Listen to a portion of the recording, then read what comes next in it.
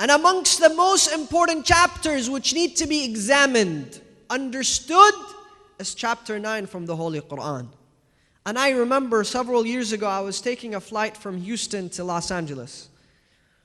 And it was I don't know if you remember, a couple of years ago, Eid was on September the 11th. So I had finished my lectures in Houston and I was leaving on the day of Eid to go to LA.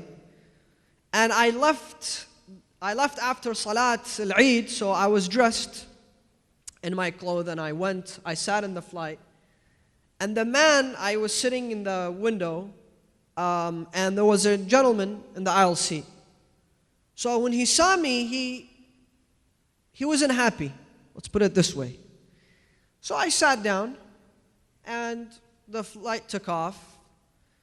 And I was reading the paper, and he looked at me and he said, "Welcome to America." I kid you not.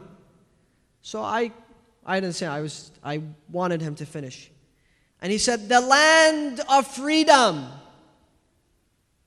the land of justice, not the land of terrorism and killing." So I said to him, "Thank you. I really don't know what to say. Besides that, I've been here for a really long time. You don't really need to welcome me now." So he was kind of surprised. And I said, "Why would you say the land of freedom? We all know it's a land of freedom, but why would you say not the land of terrorism?" And I knew, obviously, but I wanted to hear the answer. So he said, "You know that today is the 10th anniversary of September the 11th. I said, "Yes, I do know." And he said, "Your people were the cause of 9/11. Your people did 9/11.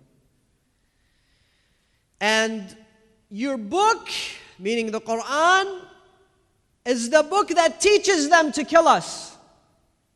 It teaches them to kill the non-Muslims.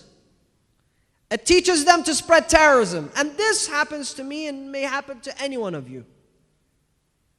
So, back to the story. I told the pastor, "Pastor, have you read the Quran?" Oh, he says to me that he's a pastor. And he's read the Quran. So I said, "Pastor, are you sure you've read all the Quran?" He said, "Yeah, I've read it many times." I said, "Okay. Have you read the chapter entitled Mary?" He said, "I don't recall reading such a chapter." I said, "Do you know that the story of the birth of Jesus is described with more details in the Quran than in your own book?" He says, "I don't recall." I said, "Pastor, are you sure you've read all the Quran?" And he kept saying yes. I said, "Okay, fair enough. Have you read all the Bible?" He said, "Yes." "Are you kidding me? I've read all the Bible. I'm a pastor." So I said, "Do you have a Bible with you?" He said, "Yes, I do." I said, "Can you open Deuteronomy 3:16 and read it to me out loud?" So he did have a Bible. He took out the Bible and he began to look for Deuteronomy 3:16. He looked, he closed the Bible.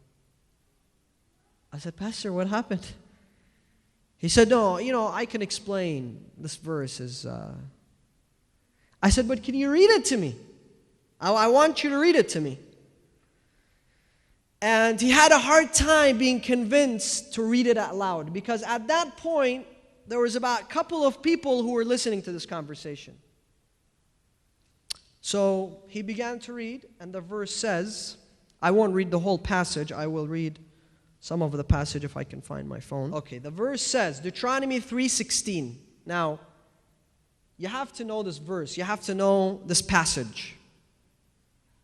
"If your brother, the son of your mother, your son or your daughter, the wife of your bosom, or your friend who is your own soul, secretly entices you, saying, 'Let us go and serve other gods,'" meaning, let's leave Christianity, let's find another religion, "which you have not known, neither your fathers."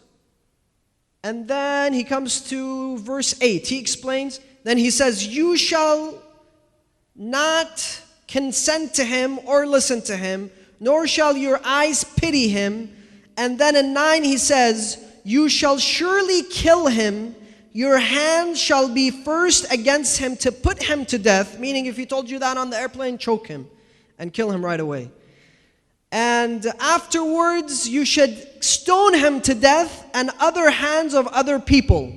And you shall stone him with stones until he dies, because he sought to entice you away from the Lord of your God, who brought you out of Israel, the land of Egypt. So I said, Pastor, there's a person enticing you, telling you, look, let's go and try out other faiths. Your duty in the Bible dictates you have to kill him and everybody has to stone him to death. Do you call that freedom? Do you call that tolerance? He said, yeah, I told you I can explain. I said to him, Pastor, I can also explain. What gives you the right to accuse my faith? And when I come and quote a verse out of your book, you tell me that I can explain. What makes you think I can explain? So I felt the pastor wanted to end the discussion, but I didn't. I said to him, I want to tell you the reason why chapter 9 was revealed. And I want to take you through every verse, step by step. While you really can't explain your verse, because your verse comes with the explanation.